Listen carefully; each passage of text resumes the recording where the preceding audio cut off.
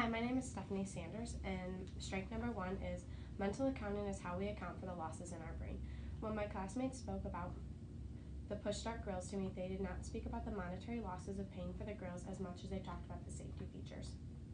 The seller had read up on my campsite and saw there were a few accidents that happened with children, and of course the lawsuits cost a lot of money. Instead of focusing on how much the grills were to actually cost me, the buyer put into my brain how much I lost in the lawsuits and how much I would save by switching to the new grills. He knew how much more the loss of the lawsuits affected me rather than the money I would lose purchasing. Strength number 2. One of my strengths was that I had very amiable qualities while being the seller. Amiables are individuals who are high on responsiveness, low on assertiveness, prefer to belong to groups, and are very interested in others. Amiables make developing and maintaining close personal relationships with buyers very important to them. When selling the car to the buyer, I wanted them to be comfortable and trust me. I spoke about my experience with the car and gave them many opportunities to drive the car as well as ask questions. I also said I would follow up the next day after the sale to make sure they were happy with their purchase, as well as the next month to ensure to keep our relationship for further sales intact. Weakness number 1.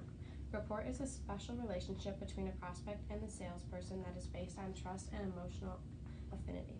When my classmate, the seller, and was selling the grills to me, he just went straight into the buying process instead of asking me questions and trying to build any sort of trust or emotional connection at all. He could have better established trust within the sale by explaining him using the grill or asking me questions about my campsite to make me feel more connected and comfortable. Weakness number 2. The second weakness that my partner had was setting an agenda. Setting an agenda is something that you do before a sale or a call to have an idea of what you're going to say or ask during a sale. During the sale, he said he scurried through the information he brought with him.